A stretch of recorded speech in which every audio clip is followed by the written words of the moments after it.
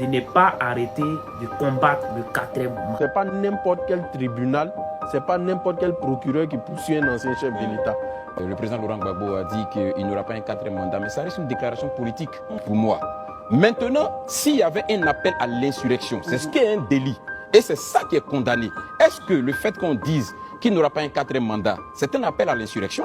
Je ne pense pas. Mais si on disait qu'on sort et qu'on va faire blocage à ce quatrième mandat, on fera tout pour empêcher qu'il soit là. On va se mettre à... Pour moi, ça devient une déclaration d'insurrection. Deuxièmement, quand il dit par exemple le président Thiam a dit qu'on va libérer le pays. En 7 jours. Mais le député Bredoumi, il était en France.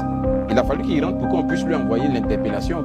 Mais qui vous dit que si d'aventure on qualifiait les propos du président Thiam des propos insurrectionnels, qui vous dit que quand il viendra, on ne lui opposera pas cela comme il se doit? On n'en sait rien. On n'en sait rien. Il ne faut pas qu'on se précipite. Moi, je pense qu'il faut qu'on soit vraiment posé, mesuré et qu'on regarde les faits. Comme j'ai dit tout à l'heure, tout ce que nous sommes en train de faire ici, présentement, c'est une supputation. Le procureur ne nous a rien dit. Et j'ai dit, si d'aventure un député a été interpellé, parce que Bredoumi est un député, la seule... Il veut faire cap madame et d'où tu sors? D'où tu sors? Tu es quoi et puis tu es qui? Oui, ça dit que le problème de la lutte contre le quatrième mandat est un problème fondamental. C'est un problème fondamental. Ouais. Famille, le vieux, l'ex-président Papa Laurent Gbagbo, il y a un vieux là, n'a pas encore dit. Comme vous le saviez, l'ex-président Papa Laurent Gbagbo a fait une sortie aujourd'hui. Sans surprise, l'ex-président Papa Laurent Gbagbo dit... Le président exécutif du PPAC dit continue. Mais quand on a affaire à un régime antidémocratique, ces principes sont sans valeur et les conséquences sont parfois imprévisibles. Vous voyez là où on a la tête de rentrer. Alors, ces conséquences parfois imprévisibles. Tout mouvement de contestation est assimilé à un trouble à l'ordre public, voire à un acte insurrectionnel.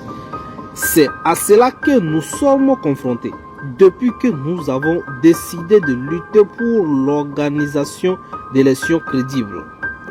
Pour rappel, notons que depuis la proclamation de multipartisme en Côte d'Ivoire, notre parti et son président ont toujours été l'objet d'attaques de toutes les sortes. Le 11 avril 2011 a été le point culminant de toutes les violences haineuses. Aujourd'hui encore, nous subissions ces mêmes sorts pour avoir osé exprimer notre désaccord avec les pouvoirs en place à travers des manifestations pacifiques. La foudre s'est abattue sur nous pendant plusieurs semaines avec un bilan lourd. Plus de 1000 interpellations, plus de 20 décès, de nombreux blessés, de nombreux disparus et déplacés. À tout cela s'ajoutent les cas des anciens. Pour moi, ça devient une déclaration d'insurrection. Deuxièmement, quand on dit par exemple le président Thiam a dit qu'on va libérer le pays en sensation, le député était en France. Il a fallu qu'il rentre sur une interpellation.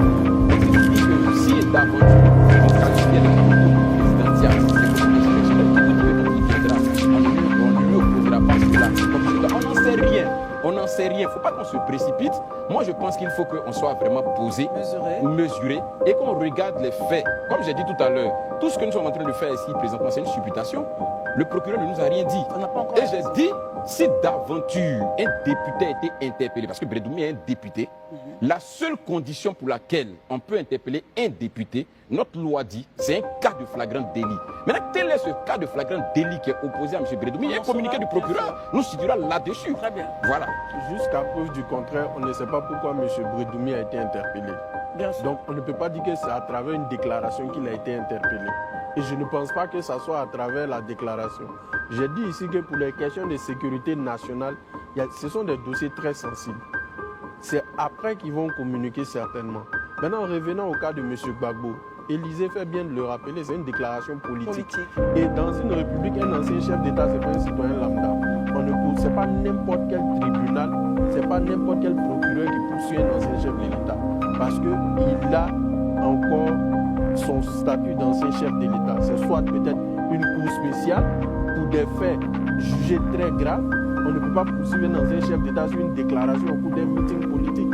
Fut-elle jugée aussi grave?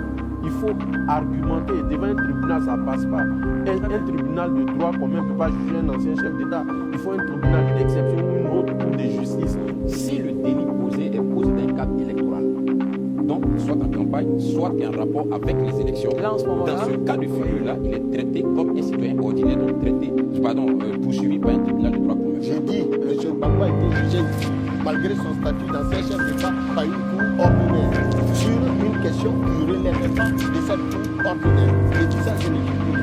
Concernant justement ce que disait Élysée, mais c'est trop grave que vous disiez ça. Vous dites ça.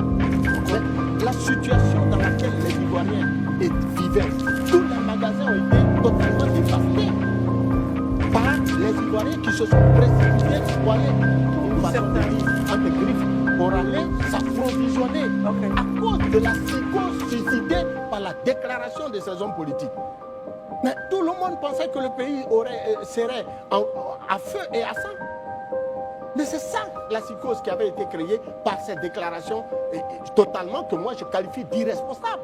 Disons-nous les choses en face. Et c'est cela, moi, ma personnalité. Je ne suis pas là pour faire les yeux doux à un camp. Alors quand on dit ça, il faut comprendre tout simplement qu'au lieu de taper sur la tête des plus faibles, il faut aussi cueillir tous ces soi-disant prisonniers qu'ils s'élèvent à 114 personnes. La répression, la persécution et les harcèlements judiciaires continuent. Le spectacle est désolant.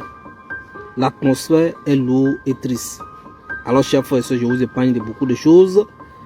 Alors, mesdemoiselles, les messagers, le président vous redonne l'occasion d'exprimer vos talents et votre savoir-faire à travers vos valeurs intrinsèques. Voilà, la direction du parti, comme toutes les bonnes volontés, vous accompagne de l'air V. Bonne chance, nous comptons sur vous. Voilà, merci président pour cette belle et heureuse initiative. Voilà, j'ai essayé de sauter. J'ai essayé de sauter également quelques parties pour essayer de vous faire comprendre, pour vous épargner beaucoup de choses. Donc, combattant, et franchement, il est incroyable. On peut tout changer avec des mots.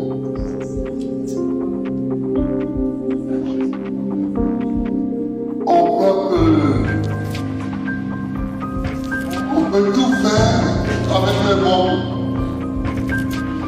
Et on peut tout avec les mots. On arrête tout le monde. Bon.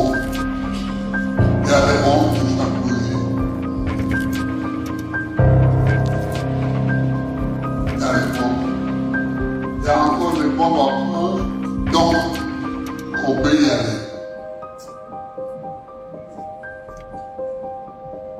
Mais le temps change.